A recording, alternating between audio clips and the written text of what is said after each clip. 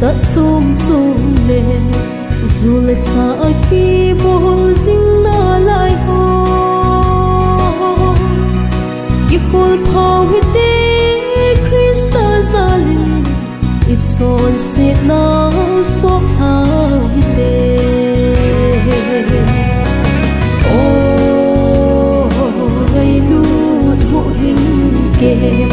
bất hin lâu pi na đi si ho mun zon si ti dia ton son hin na lam pi hùng mặt sao ding ding ta hen ngày lut ho hình ke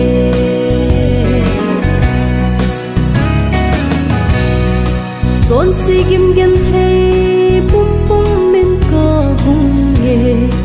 Yesu gen thei ta song leng Dol na bay Krista thi san tei lâu chung Tha sam thing lal ke kat son sit na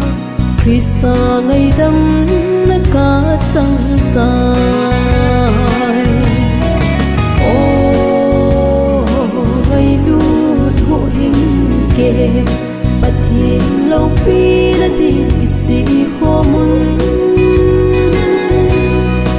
Zon si ti dia ton son hin na lam pi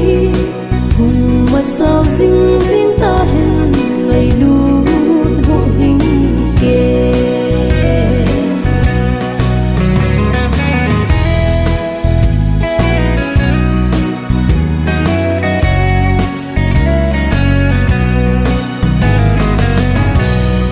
Tuôn xót ki pana lên ha gao ki pana man bay ka chang chon se tunin ke din mel pa na hi so ka hi na ang sunga ke ma hung lut kita po me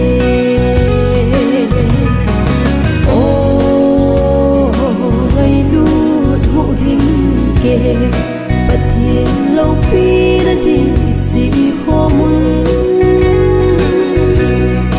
zon si ti dia ton son hin na lam pi hùng mặt sao ding ding ta hen ngày lut ho hình ke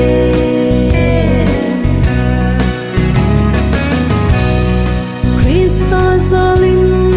tu đi ngày đam ca ta